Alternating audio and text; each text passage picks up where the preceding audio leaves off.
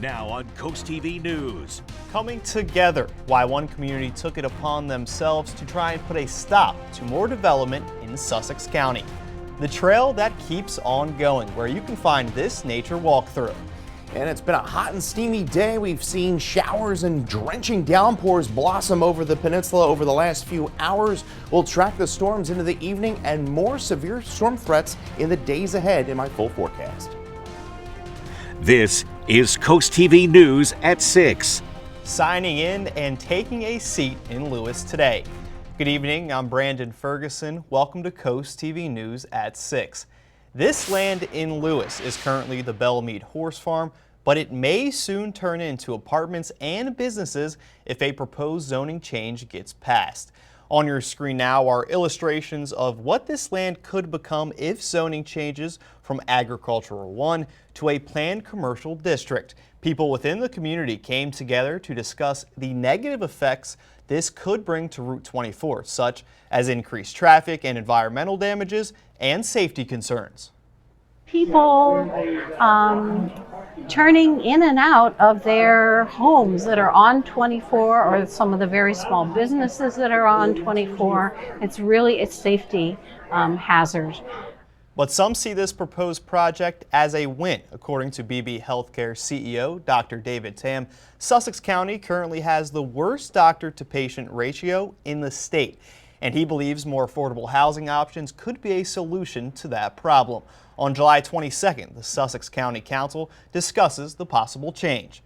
We're now going to take a live look outside into Dover and bring in our first alert meteorologist, Chris Mastrobuono. Good evening, Chris. Good evening, Brandon. We have seen some pretty potent thunderstorms develop over the last few hours. Now, the good news is the storm that was parked over Long Neck, Ocean View, and Dewey Beach has begun to weaken and kind of thin out. Still seeing some good heavy rain extending from Slaughter Beach down to Broadkill Beach, and then we have a narrow line of thunderstorms extending from Laurel right through Sycamore and just to the south of Georgetown. Heavy rain there with lightning, and that storm that developed off the coast there is now pushing off the coast, all thanks to this stalled out frontal boundary. Now, we still do have a flash flood warning up through portions of southeastern Sussex County, and that runs through about 8:15, so we could still be dealing with some flooded roads there, and we have a marine warning up for another 15 minutes. That's for the threat of some winds as high as 35-40 miles an hour. You could see where it rained. We have fallen into the 70s and 80s, and still quite warm to the south where we didn't see any rain. So we could see a few thunderstorms here over the next few hours, but the thunderstorm threat's going to be waning as the sun sets and we lose that daytime heating. But another uncomfortable night.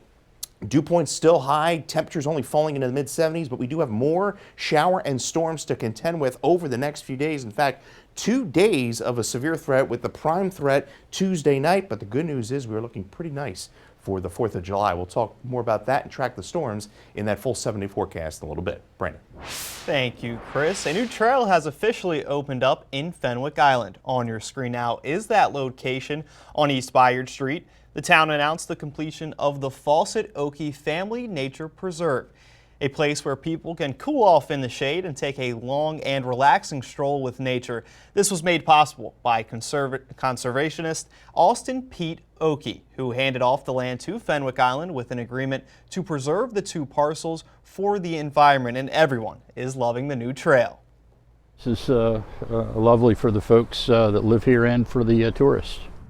According to the mayor of Fenwick Island, the town will make sure to keep this area clean and will discuss adding even more things to the trail in the future. Staying in Fenwick Island, parking problems are on the town leaders' agenda as they're looking at ways to let businesses share spots between their lots. The proposal would only allow businesses to share spots for employees. Businesses would enter a formal agreement and submit that request through the town. Some business owners say they think the idea would free up more parking for customers. Others say this should only be the first step. 4th of July is less than a week away, and however you celebrate, you have to make sure you get home safe. And the Delaware Office of Highway Safety is helping you do just that. They're offering free ride vouchers worth up to $20 for both Lyft and Uber. On the 4th, Delaware residents can claim theirs starting at 8 a.m. on mysoberrides.com. They can be used between noon on July 4th into 3:30 in the morning on July 5th. Gun violence continues to be a conversation across the country, and in Maryland, a new website is hoping to shine some light on it. The state recently launched the Firearm Violence Data Dashboard. On there, you can get a look at the real numbers since 2015 and the scope of gun violence across the state.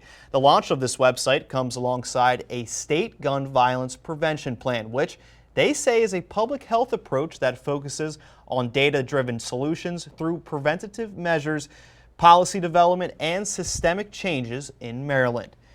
Now to national news. The Republican-led Senate last night advanced a sweeping domestic policy package for President Donald Trump's agenda after a dramatic hours-long vote, moving it one step closer to passage. The vote was 51-49, with 2 Republicans joining all Democrats in opposition.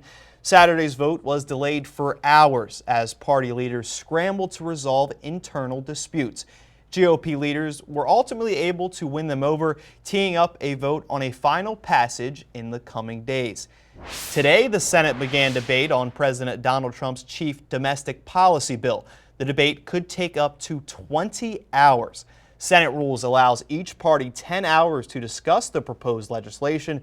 The Democrats are expected to use up all of their time, and it's still unclear on how much time the Republicans will use. Once the debate is over, the senators can then propose amendments to the legislation.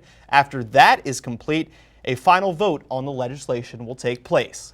Well, the steamy conditions are going to continue over the next 2 days, as well as the threat for some strong to severe storms. The good news is we turn quiet and very nice for the 4th of July. We'll track the storms in minutes.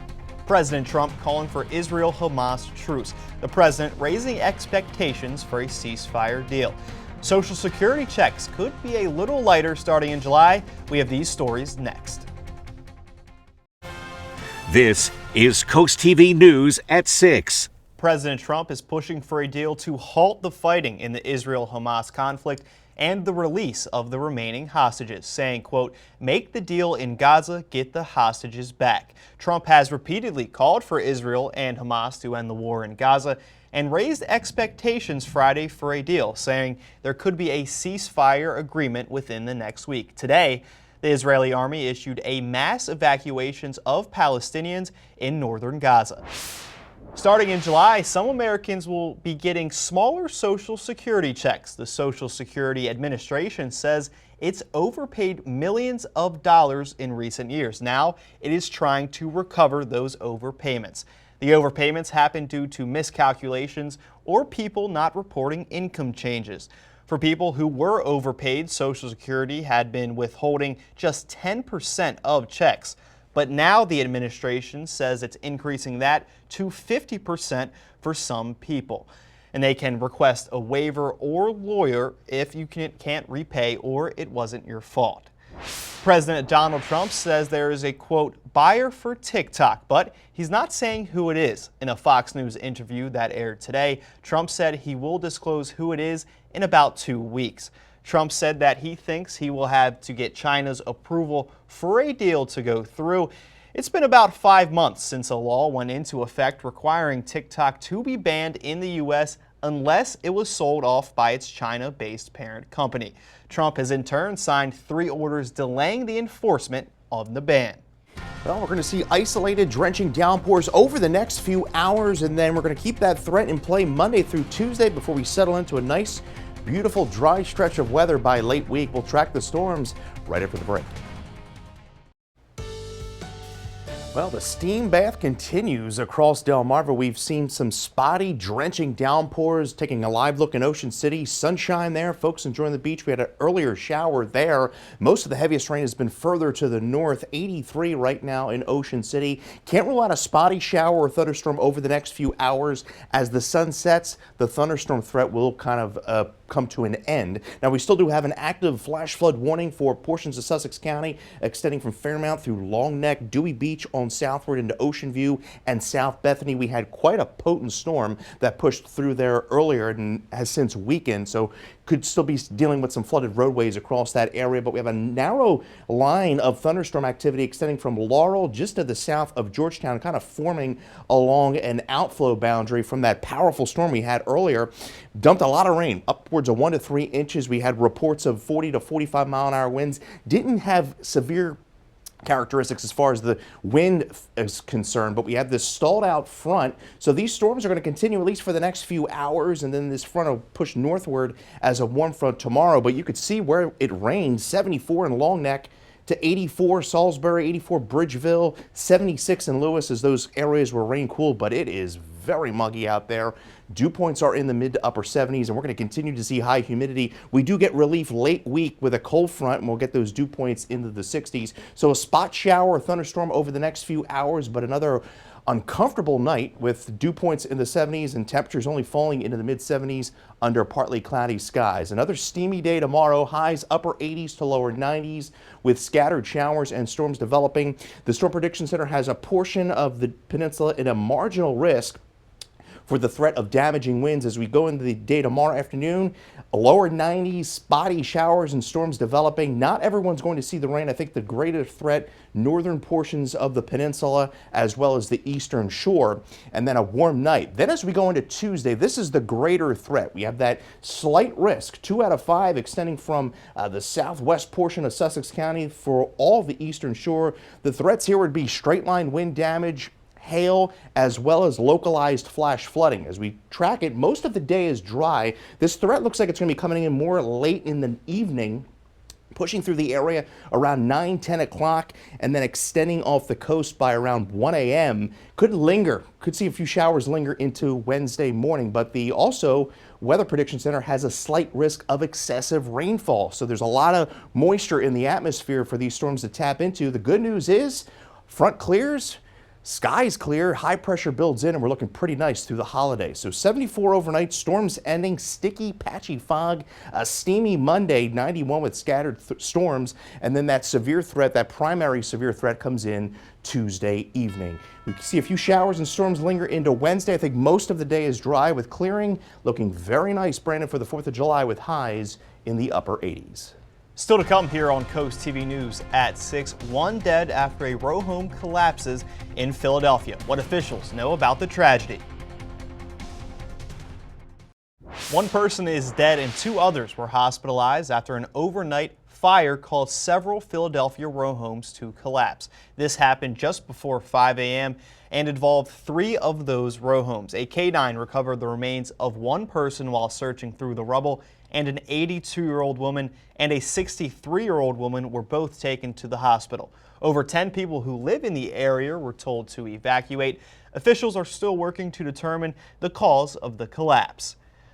2 people are dead after a plane crash in Illinois on Saturday. The aircraft reportedly went down in a field, and the Boone County Sheriff's Office responded to the scene just after 3 p.m. yesterday. It's unclear where the plane was flying from or its final destination.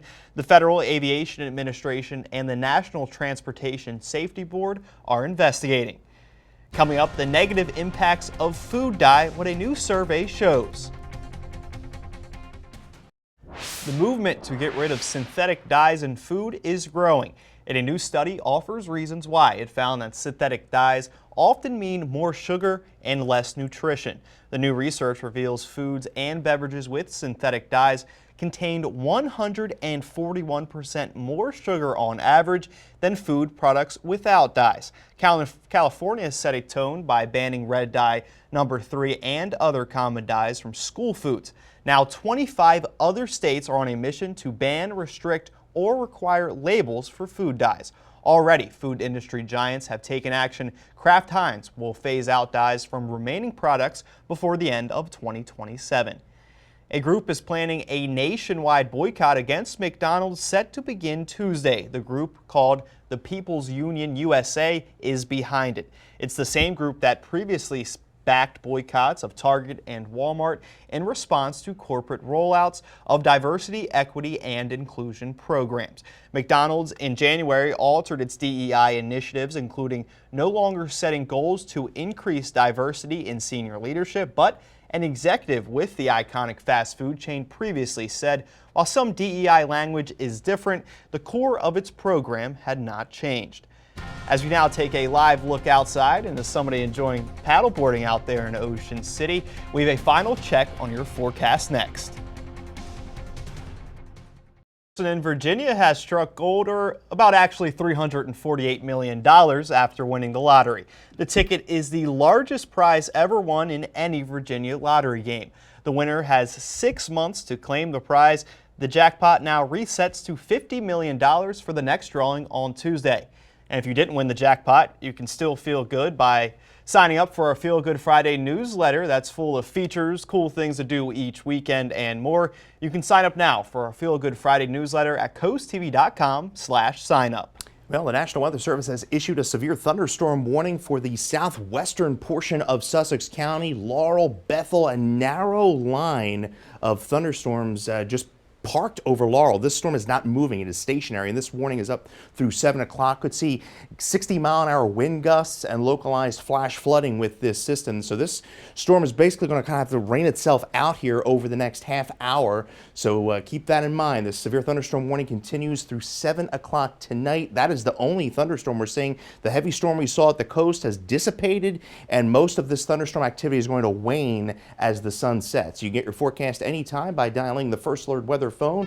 We keep the shower and storm threat in play. Marginal severe risk Monday. Could see another risk of severe storms Tuesday evening. We dry out just in time for the 4th of July. Thank you, Chris. And for continued coverage of that severe storm warning, you can tune into our Coast TV News mobile apps, and for local weather, and download our Coast TV News app and tune into our Facebook page. Be sure to join us tonight at 11. Until then, have a great night.